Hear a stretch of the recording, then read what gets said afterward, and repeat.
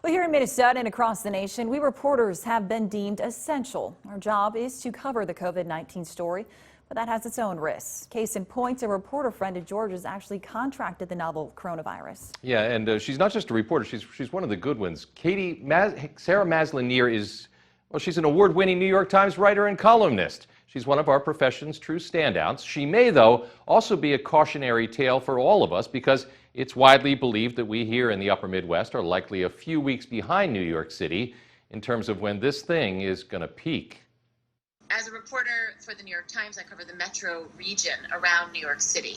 And so when the first case happened in a city outside of New York called New Rochelle, the second case in New York State, I went right there. That was March 3rd, and Sarah Maslin Nir concedes her coronavirus education was still evolving. Metro New York was fast becoming ground zero for the insidious virus, but our knowledge of it was still catching up.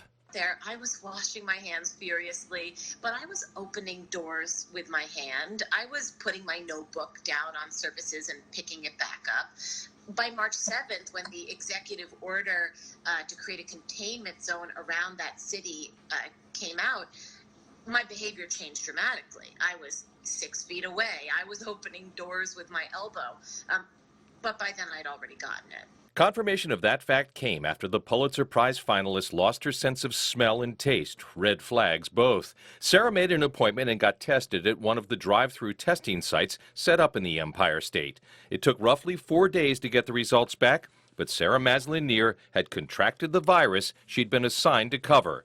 What followed were weeks in the company of her cat, fighting off what she describes as a mild but nonetheless debilitating case. I didn't have a fever at all. I didn't have any respiratory symptoms. I just could not get up. Even talking to my mom on the phone, pretty exhausting anyway, just holding the phone to my face was too much for my arm. It was too exhausting. Well, as she's recovered from her bout with COVID-19, Sarah has been making a lot of television appearances from her New York apartment. In fact, after our interview this weekend, she tweeted out that she might not have to get dressed were it not for television interviews. All right, thanks, George. We're going to hear more from Sarah about her coverage of the pandemic and overcoming COVID-19 tonight on the news at 10. Starting